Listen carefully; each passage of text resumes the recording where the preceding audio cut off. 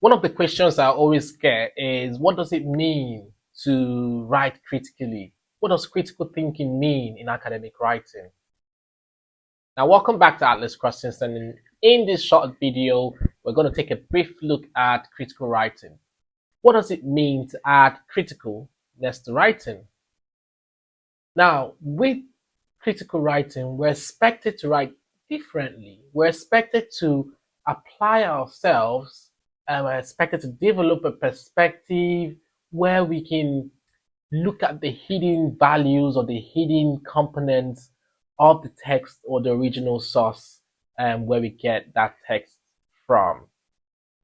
It also means that we can take into account different perspectives of a single concept and evaluate them, bringing them or organizing them within our writing.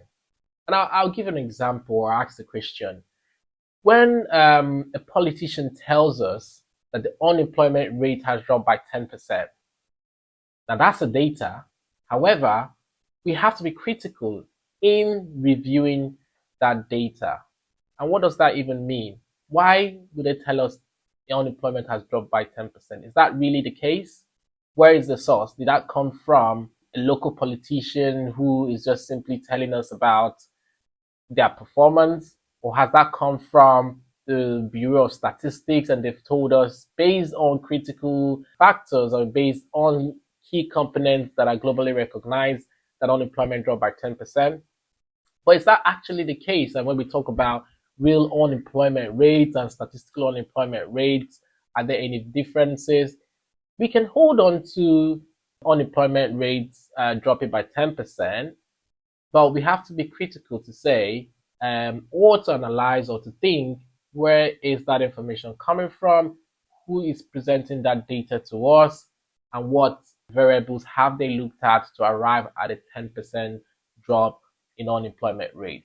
Critical writing, critical thinking allows us to apply ourselves to look at any possible hidden components or the ramification of certain statements being made when we apply them to our writing.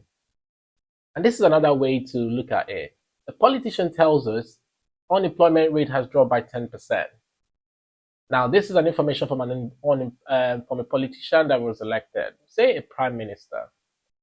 And then we go ahead to do additional research and we find out that the nation's statistical organization or parastatal has said to us that unemployment rate has not dropped or has dropped by only 3%. Now, it's clear that there is a difference in the data that has been presented to us. With critical thinking and critical writing, it allows us to, within our work, present those two data, but essentially notifying the reader or, making a case for our point to say, one might be inaccurate, more likely for the fact that the politician is making a statement that might boost their chances of winning the next election.